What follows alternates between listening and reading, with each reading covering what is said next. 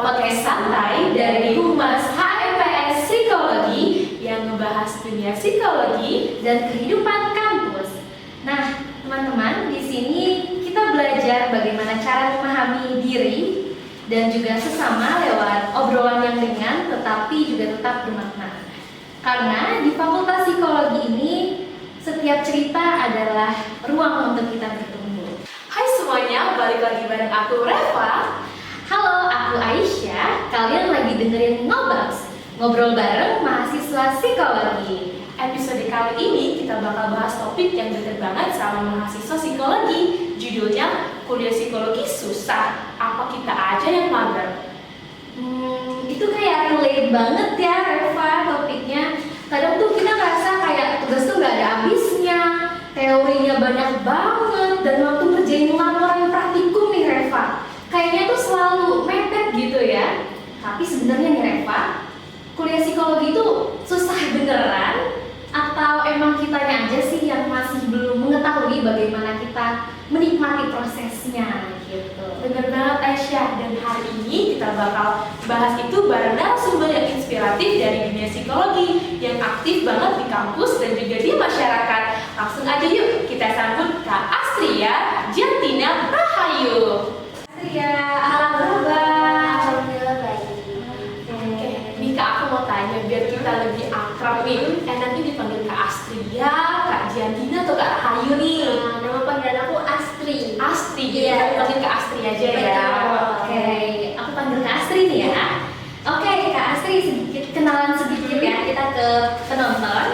Teman-teman, aku sedikit kenalkan Kak Astri ini. Jadi Kak Astri ini adalah mahasiswa psikologi yang super duper aktif banget dan juga berprestasi loh. Nah, Kak Astri ini pernah jadi duta 2 anti nafza, co-fasilitator pionir, serta fasilitator asrama Kinampi Residence. Kak Astria juga itu adalah Vice Leader komunitas Kejar Mimpi di Yogyakarta dan aktif banget sebagai content creator edukasi di TikTok ya Kak, dengan belasan ribu followers nih. Wah, keren banget. Kontennya itu sering banget loh bahas tentang public speaking, komunikasi, dan juga dunia perkuliahan psikologi yang tentunya inspiratif banget Kak. Wah, keren banget sih Kak Astri ini. Oke Kak, kalau ngomongin susah enggaknya kuliah psikologi, banyak banget nih kayaknya stereotip yang mengarah ke jurusan ini gitu. Bener banget Aisyah, banyak orang yang bilang nih Kak ya, psikologi itu hafalan semua ya, atau pasti banyak teori yang ribet. Padahal kalau udah dijalani ternyata lebih kompleks, tapi juga lebih seru dari yang orang bayangin. Betul, aku setuju banget sama kamu Reva. Nah, buat Kak Astri, kita nih pengen tahu banget nih Kak, apakah benar kuliah psikologi itu lebih banyak hafalan atau malah lebih banyak praktiknya? Terus aku juga mau tanya, gimana caranya mahasiswa psikologi ngadepin tekanan tugas dan teori yang menumpuk biar kita tuh nggak stres-stres banget gitu Kak? Oke, langsung jawab nih. Oke, boleh banget. Oke, jadi kalau misalkan ngomongin soal kuliah psikologi itu susah atau enggak, apa kita aja yang kayak mager gitu kan? Sebenarnya itu stereotip muncul ketika kita nggak mencintai prodi ini, gitu. Karena sejauh ini aku tuh mendeskripsikan susahnya psikologi itu bukan terkait dengan jurusan yang susah, tapi akunya yang belum bisa beradaptasi, gitu.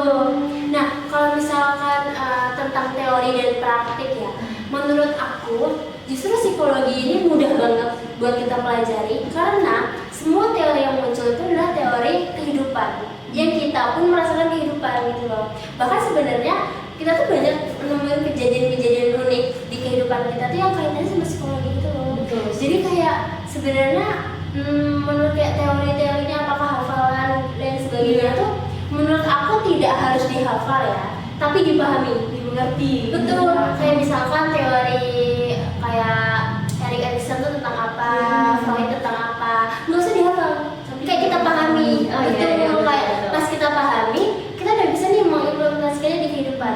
Jadi kayak secara nggak langsung kita tuh paham gitu loh sama teorinya. Jadi nggak yang, karena aku sendiri tuh tidak menghafal ya teman-teman, tidak menghafal teori, dan aku lebih suka untuk kayak kalau teori ini tuh berarti kaitannya tentang psikoanalisis, ini tentang humanistik, tentang tentang PIO, tentang klinis perkembangan gitu. Nah kalau misalnya terkait dengan praktik tadi ya, apakah teori dan praktik sejauh ini di tempat aku itu sosok. Jadi kayak semester 1-2 kita full teori nih. Ya namanya juga mahasiswa baru kan. Jadi kayak kita diajarin psikologi dasar, psikologi sosial, terus kayak siapa-siapa aja sih tokoh-tokoh di psikologi gitu kan. Nah masuk ke 3, 4, 5, kan aku semester 5 nih. Itu lebih ke praktik. Kita udah turun ke lapangan, kita udah penelitian ke anak-anak, ke remaja, bahkan ada ke orang tua juga gitu kan. Terus juga kita udah praktikum. Nah jadi kan psikologi sebenarnya ada praktikum ya. Praktikum. Jadi gak hanya teori ya kak, tapi ada praktikum juga. Jadi seru banget guys ini kayaknya kak. Betul. Jadi kayak kalau kalian masuk psikologi untuk menghindari praktikum dan hitung-hitungan, wah salah besar. Salah. Betul. Karena kita praktikum di semester 5 aja, aku 1 minggu 5 kali praktikum. Wow. Jadi kayak dan semuanya adalah praktik. Jadi kayak wow, ini adalah salah satu kunci ya mungkin untuk teman-teman nanti yang mau psikologi. Gitu sih kalau dari aku. Oke kak, aku mau tanya lagi nih, kak. Biasanya bagian apa sih yang bikin mahasiswa baru itu kayak kaget teorinya, apa praktikumnya, atau bahkan proses refleksi dirinya sendiri? Menurut kakak tuh gimana? Oke, mungkin yang paling challenging untuk mahasiswa baru tuh di teori kali ya. Oh iya. Karena ternyata di psikologi itu kan teori nggak cuma berdiri satu kan. Kita ngelakuin ini, kita ada teorinya. 15 menit kemudian kita ngelakuin ini, ada teorinya lagi. Jadi kayak menurut aku complicated gitu loh kalau misalkan di psikologi teorinya. Dan mungkin psikologi itu kan kita awareness-nya harus ditingkatkan. Terlebih untuk diri kita refleksi. Mungkin untuk sebagian orang yang belum terbiasa menilai diri sendiri itu challenging banget. Karena aku tuh anaknya jurnalis banget, jadi aku bisa merefleksikan diri aku sendiri. Jadi kalau ketika ada tugas untuk refleksi, itu aku gampang untuk mengimplementasikan. Oh, saya seperti ini dulu. Tapi aku juga punya teman yang susah. Dia kalau suruh bikin essay refleksi dia sulit. Gitu tadi, karena memang nggak semua orang itu kan terbiasa untuk aware terhadap dirinya sendiri. Betul banget kak. Jadi itu kayak aku challenging gitu sih. Oke, jadi itu yang kadang bikin buat mahasiswa baru itu kaget. Betul sekali. Yang banyak itu ya. Oke, aku juga penasaran nih kak. Pernah nggak sih kak Astri ini kayak di tengah semester itu merasa jenuh gitu loh? Terus kalau misalkan kak Astri pernah mengalami itu, biasanya tuh gimana sih cara kak Astri ini balikin lagi rasa semangatnya? Oke, jawabannya pernah banget. Dan itu tidak di tengah-tengah semester teman-teman, tapi di awal semester waktu menjadi maba. Betul. Karena menurut aku psikologi ini abstrak banget. Di semester 1 tuh aku bingung karena kok semua dipelajari ya. Aku kira tuh cuma manusia yang dipelajari, ternyata lingkungannya juga dipelajari. Ternyata masa lalu kita dipelajari. Jadi kayak menurut aku kok ini kompleks banget gitu kan. Nah pada saat itu tuh aku lebih ke pressure aja sama sistem akademik di kampus aku. Jadi karena aku dari kecil itu terbiasa mindsetnya adalah nilainya bagus, juara 1 terus gitu kan, dari SD, SMP sampai SMA, masuk ke kuliah. Karena fun fact-nya aku angkatan pertama dari SMA aku. Jadi kayak aku belum punya teman lah istilahnya di UGM ini. Karena aku dari UGM kan. Aduh nge-spill nih, liftnya, aduh apa deh ya gitu. Jadi aku merasa kayak wah kok pressure banget gitu kan. Karena mindset aku adalah aku harus dapat nilai A di semua matkul. Sedangkan waktu aku 24 SKS. Aku sempat stres. Aku ya normalnya manusia lah, kayak ya asam lambung gitu lah pokoknya ya, itu aku tidak akan spill sejauh itu. Tapi cara aku untuk bisa keluar dari permasalahan itu adalah aku merubah mindset. Karena aku baru menyadari bahwa sebenarnya apa yang kita lakukan itu tergantung sama mindset kita. Nah, karena aku merasa nih, aku tidak bisa menyamaratakan kehidupan sekolah dengan kehidupan kuliah. Yang mungkin aja sekolah itu guru tuh masih menganggap oh dia anaknya rajin, kasih nilai bagus. Tapi kan kalau kuliah benar-benar objektif banget. Kayak kamu dapetnya B, ya kamu akan ditulis B. Kamu dapetnya A, ya udah A gitu kan. Jadi aku merubah mindset aku untuk ya udahlah nggak apa-apa nggak A. Tapi aku masih batasan. Dalam artian aku nggak melepas diri aku. Kayak oke, nggak apa-apa nggak dapet A, yang penting aku nggak pulang matkul nih. Nah, jadi aku sempat drop di 1 bulan di semester 1. Dropnya tuh aku gak punya semangat buat melanjutkan kuliah. Jadi kayak karena dukungan juga dari keluarga, dari guru-guru aku, karena kan aku angkatan pertama ya. Jadi adalah dorongan untuk kamu pasti bisa kok gitu kan, kamu pasti bisa survive sejauh itu gitu kan. Jadi kayak aku merubah mindset, yaitu aku mulai untuk yaudah nggak apa-apa ya, aku gak nilai A, yang penting aku gak ngulang. Akhirnya aku bisa bertahan sampai saat ini. Bahkan ya aku ikut banyak kegiatan juga karena aku menerapkan mindset itu. Gitu sih. Lebih ke ini sih ditekankan adalah melakukan sesuai dengan kapabilitas diri aja. Gak usah FOMO. Kalau diri kita mampunya A ya udah A, kalau kita mampunya B ya udah B. Gak usah maksa A B C gitu sih. Jadi jangan di pressure banget gitu Betul, dirinya ya. benar-benar tuh. Wah, menarik banget ya Kak dari penjelasan tadi. Ternyata Kakak juga tuh ngalamin burnout kayak gitu ya. Amin. Nah, kadang tuh ya Kak, kita tuh lupa psikologi itu bukan cuma teori aja tadi kan kita bilang, tapi juga tentang bukti sendiri nih. Menurut Kak Astri sendiri, bisa sharing nih gimana cara Kakak bisa nikmatin proses belajar psikologi yang sangat dinamis yang Kakak ceritain tadi itu? Oke, karena dari awal tuh aku sadar aku mau milih psikologi. Jadi aku sadar akan hal-hal yang aku dapat nantinya gitu kan. Cara aku supaya tetap bertahan dan mencintai psikologi itu yang pertama, aku harus kembangkan mindset bahwa apa yang sudah aku ambil itu harus aku pertanggungjawabkan, harus aku selesaikan, jangan putar balik. Karena putar balik itu istilahnya kita hanya memperlambat diri kita. Walaupun memang kita punya kesempatan banyak, tapi kalau aku sendiri aku memegang prinsip bahwa apa yang sudah aku mulai harus aku selesaikan gitu. Dan prinsip aku itu lebih ke bersyukur aja. Karena orang yang bersyukur sama apa yang udah kita dapat itu adalah orang yang tidak percaya sama dirinya sendiri. Karena aku sadar bahwa banyak orang yang mau masuk psikologi tapi ketolak.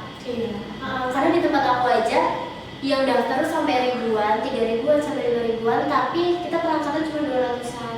Jadi kayak pasti kan saingannya satu kursi itu direbutin oleh banyak orang kan. Jadi aku lebih ke yang pertama, aku mencintai prodi aku. Yang kedua, aku selalu berusaha untuk menerapkan semua materi-materi psikologi itu ke diri aku dulu.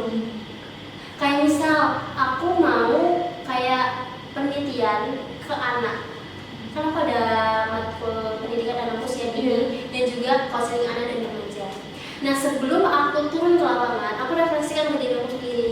Kayak aku pernah nggak ya waktu kecil tuh seperti ini? Misal contohnya teori Brenner, teman-teman tahu kan, pasti tahu dong kan di psikologi. Jadi kan teori Brenner itu kan salah satu teori psikologi yang kita ini sebenarnya disebabkan oleh lingkungan kita gitu kan. Kayak ada sekolah, keluarga, dan lain sebagainya. Nah itu sebelum aku turun ke lapangan, misal aku mau turun ke sekolah TKA menggunakan teori ini, aku harus refleksi dulu ke diri aku. Apakah dulu waktu kecil keluarga aku seperti ini, lingkungan sekolah aku seperti ini, lingkungan pertemanan aku seperti ini gitu. Jadi kuncinya itu sebelum kita ke orang lain, kita ke diri kita dulu. Jadi kayak lebih kena gitu loh. Jadi kayak kita bisa lebih membayangkan nanti kenyataannya di depan seperti apa gitu kan. Misal kayak aku anaknya waktu kecil bandel, oh gimana ya respon keluarga aku, respon lingkungan sekolah aku. Baru deh nanti pas aku terjun ke lapangan, aku bisa melihat, oh iya kok anak ini mirip kayak aku ya gitu. Oh iya aku juga sebandel ini dulu gitu. Jadi lebih kayak itu sih, cintai prodi sama sebelum kita ke orang lain, kita ke diri kita dulu. Berarti kita merasa relate dulu dengan teori tersebut. Relate dulu. Kan kita sendiri loh. Pasti relate teori-teori seperti itu. Apapun itu teori menurut aku ada ya, rasa relate ya. Oh ini aku banget. Kayak pasti Gitu. teman-teman waktu di kelas pernah kan? Pernah banget sih Kak. Kayaknya aku deh. Iya benar. Pas disebutin ciri-cirinya, kok aku deh gitu. Iya, kayak aku ya gitu. Benar banget sih Kak. Relate banget ya ternyata itu ya. Nah Kak, kita lanjut ke pembahasan berikutnya. Jadi aku mau nanya nih Kak, kira-kira skill apa aja sih yang perlu kita punya untuk bisa bertahan di dunia psikologi ini? Oke, yang pertama komunikasi. Jelas. Karena kita berkomunikasi dengan seluruh elemen di sekitar kita. Kita berkomunikasi dengan lingkungan. Ya bukan ngomong sama tumbuhan tuh bukan. Lebih ke gimana sih sikap kita terhadap makhluk-makhluk yang lain. Komunikasi kita dengan orang lain, interaksi kita. Yang kedua awareness. Anak psikologi harus punya awareness yang tinggi. Karena kita harus peka terhadap perubahan lingkungan. Setuju sih ya. Pasti kalau teman-teman nanti semakin bertambah semester, semakin peka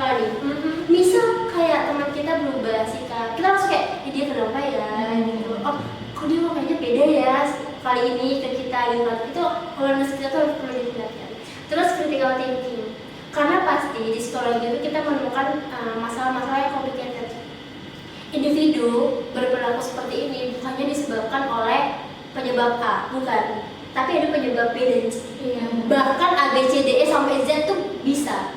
Makanya kita harus punya critical thinking supaya kita bisa memeta-metakan kayak kita kalau misalkan ini semester 5 ya, kan kita udah ada mata kuliah intervensi psikologi. Dan kita supaya kita tuh tahu dengan individu karakteristik seperti ini, intervensi apa sih yang harus kita lakukan gitu. Jadi menurut aku critical thinking itu penting banget. Jadi kayak komunikasi, terus awareness, critical thinking, dan sikap-sikap yang lainnya tuh fleksibel. Dalam artian nanti akan muncul beriringan waktu. Tapi untuk ketiga hal ini yang selalu aku tekankan karena menurut aku ini selalu relate dengan hidup aku gitu kan. Karena kembali lagi apa yang aku sampaikan itu apa yang aku alami gitu. Berarti berdasarkan kejadian-kejadian yang sudah kakak alami ya, keren banget. Betul sekali. Oke Kak, kalau gitu sekarang kita masuk ke segmen 2. Nah pasti banyak banget nih pendengar yang penasaran kan kalau dari pengalaman Kak Astrid sendiri, kira-kira skill apa yang harus dimiliki mahasiswa psikologi supaya tuh nggak keteteran sama tugas-tugasnya sama menghadapi kegiatan-kegiatan yang lain. Oke, jangan SKS. Itu Iya, adalah betul, kunci banget, dari Kak. ya, itu adalah kunci dari segala kunci. Karena kalau biar kerjaan tugasnya lancar supaya kita bertahan di psikologi dan sebagainya tuh SKS tuh membunuh kita secara tidak sadar. Karena sebenarnya ya teman-teman, tugas-tugas di psikologi itu tidak pernah diberikan secara mendadak. Kalau di aku, karena pasti jarak waktunya itu 1 minggu. Bahkan aku ada proyek di UAS besok, itu udah dikasih dari sekarang. Berarti kan jaraknya 2 bulan kan? Dan itu udah punya timeline-nya sendiri. Minggu pertama Oktober kita observasi, minggu kedua kita identifikasi masalah, minggu ketiga kita terjun ke lapangan. Sekalian menentukan intervensinya apa, minggu kelima output, minggu keenam presentasi dan sebagainya. Dan menurut aku dengan jarak yang 1 minggu itu kayaknya kita nggak harus SKS ya. Karena SKS itu pilihan loh, bukan tuntutan. Betul. Karena sebenarnya dulu semester 1-2 aku SKS, tapi aku merasa kayak itu nggak efektif. Akhirnya aku berusaha untuk langsung menyelesaikan. Kenapa tidak SKS teman-teman? Karena ketika kita dapat tugas A di hari Senin, kita dapat tugas B di hari Rabu, dan kita baru nyelesain di hari Sabtu karena deadline-nya sama-sama hari Minggu, itu kita capek. Karena mostly tugas-tugas psikologi itu kalau enggak refleksi, kita membaca paper, artikel, ya kan, jurnal, kita harus mengidentifikasi isinya apa. Nah, otak manusia itu kan mudah lelah. Psikolog aja perharinya dibatasin berapa pasien, apalagi kita yang sebagai mahasiswa. Yang ada nanti kita merasa too much information, diri kita jadi gak stabil, kita nggak bisa menyelesaikan pekerjaan kayak bagus, itu nggak bisa gitu. Jadi kalau aku sangat menerapkan untuk tidak SKS. Aku paling mentok banget mengerjakan di H-1 kalau itu 1 minggu cuma 1 tugas. Jadi kayak santai. Iya santai. Kalau kayak misalkan kalau habis UTS kan belum ada tugas banyak, atau kayak awal semester belum tugas banyak. Nah itu paling mentok H-1 aku mengerjakan. Karena itu aku juga identifikasi apakah tugasnya berat atau enggak. Kalau tugasnya berat aku cicil nih. Kayak sekarang aku lagi ada laprak. Aku udah membuat dinamika psikologi di minggu sebelumnya. Kan dia pengumpulan lapraknya 2 minggu. Di minggu sebelumnya tuh aku udah nulis dinamika psikologi. Di minggu ini aku akan tulis yang lebih spesifik ya, latar belakang, terus tinjauan teori. Jadi aku yang harus mengkotak-kotakkan. Jadi ya jangan merasa terpressure dengan tugas-tugas psikologi, karena percayalah ada prodi yang lebih nge-pressure diri. Jadi jangan seakan-akan kita paling terpressure tuh jangan. Nanti kita diketawain sama prodi-prodi lain. Karena psikologi doang lo tugasnya apaan gitu. Curhatan ya. Udah ngomong nih BTW. Oke, bener banget sih Kak. Soalnya tuh kita nggak cuma belajar teori, tapi kita juga harus bisa berinteraksi, terus juga observasi, bahkan kita bikin laporan dengan analisis yang dalam seperti Kak Astri bilang tadi. Jadi sepertinya tuh komunikasi, manajemen waktu, dan juga empati itu kayaknya penting banget ya Kak untuk di jurusan ini. Kalau menurut aku empati itu bener-bener ya tadi aku bilang kita harus aware. Iya, Kayak mahasiswa psikologi kalau diri empati, wah parah banget, kacau. Lu selama kuliah ngapain aja nih BTW kok sampai jadi orang yang diri empati? Karena sejauh ini pun aku nggak pernah nemuin, Iya. nggak pernah nemuin, dan harapannya jangan sampai sih, karena kita sebagai psikologi kita tahu penyebab kenapa seseorang berperilaku seperti ini. Jadi harapannya kita jangan judging gitu. Kita jangan judgmental ke mereka. Jadi kayak ya udah kita rangkul, kita berusaha untuk ada lah gitu. Oke, kalau gitu kita lanjut ya Kak. Kadang nih ya Kak, tantangan di psikologi itu kan bukan hanya skill akademiknya aja kan, Betul. tapi bagaimana kita bisa tetap waras di tengah jadwal yang padat. Kalau Kak Astri tadi kan ada panitia-panitia yang lain juga kan di organisasi. Nah, mungkin kita bisa tanya juga nih gimana cara Kak Astri menjaga kesehatan mental di tengah kesibukan Kakak kuliah, organisasi, juga menjadi content creator. Nah, ini aku juga mau nanya nih Kak. Betul, benar. Apalagi kan kayak kita gini kan aktif di kegiatan fakultas ya. Nah, kita tuh juga pengen tahu nih Kak, gimana sih cara Kakak menyeimbangkan semuanya tanpa ada burnout-nya? Pasti kan kita ngerasa ada pusing-pusingnya, stres-stresnya ya Kak. Oke, aku jawab yang pertama dulu ya. Oke. Aku tuh sangat picky banget teman-teman dalam semua hal, bukan cuma picky ya, bahkan lingkungan tempat aku magang, tempat aku organisasi, itu aku sangat picky. Bahkan konten-konten yang aku buat itu aku sangat picky banget. Jadi itu adalah salah satu cara untuk aku menjaga kesehatan mental. Karena aku merasa bahwa tipe lingkungan aku seperti ini, ya udah aku juga usah maksain walaupun di dalamnya ada pejabat besar. Tapi kalau aku merasa dunia kerjanya nggak cocok sama aku, ya aku nggak akan buat bergabung gitu kan. Terus juga kayak gimana cara kita menjaga supaya nggak burnout. Aku burnout sebenarnya, cuman aku nggak menunjukkan aja. Nah biasanya aku cara buat biar nggak burnout tuh mungkin coping orang beda-beda. Kalau coping aku itu main ke alam. Jadi setiap weekend hari Sabtu tuh aku selalu main ke alam. Aku selalu memuncak, karena aku suka naik gunung gitu aja sih kalau aku. Keren banget ya Kak. Nah, aku mau nanya nih Kak, gimana sih menurut Kak Astri supaya mahasiswa tuh bisa membangun soft skill-nya untuk siap menghadapi dunia kerja nanti? Karena kalau ada dengan cerita kakak sering magang nih Kak, gimana tuh biar membangun soft skill-nya? Oke, kalau buat cara membangun soft skill ini lebih ke kita harus mau untuk belajar dan mau untuk diajarin. Karena mungkin kita pede, kita punya skill komunikasi yang bagus. Tapi kalau kita di lingkungan kerja disuruh ngasih pendapat, kita masih belum mau, masih belum berani tahu salah. Jadi lebih ke kita mau belajar dan kita mau diajarin gitu. Itu sih. Wah, kita bakal dapat banyak insight baru ya ini. Semuanya juga nggak lepas dari lingkungan kampus yang suportif. Nah, ngomong-ngomong tentang lingkungan kampus nih Reva, aku juga mau nanya ke Kak Astri. Gimana? Seberapa penting sih dukungan kampus buat mahasiswa psikologi? Sangat penting. Karena kampus itu sangat membuka peluang. Karena kayak misalnya aku sebagai mahasiswa psikologi, aku punya program magang wajib di semester 6. Kalau kampus memfasilitasi aku kayak mahasiswa psikologi magangnya ke 50 perusahaan ini, kan enak. Iya, Kita betul. nggak usah mikir nyari, kita tinggal daftar. Jadi menurut aku dukungan dari kampus itu sangat penting karena kampus yang menginginkan mahasiswanya itu sebagai sarjana psikologi. Jadi difasilitasi lah. Dengan apa kan kita baru pakai. Mungkin ini bisa di aku takut ya. Keceplosan. Oke, lanjut nih Kak ya. Di fakultas sendiri kan banyak banget kegiatan dan dukungan buat mahasiswa, mulai dari organisasi, dari pelatihan, sampai pendampingan akademik. Menurut Kak Astri sendiri nih, dukungan seperti apa yang paling membantu mahasiswa biar tetap enjoy untuk kuliah? Oke, dukungan terkait dengan komunikasi.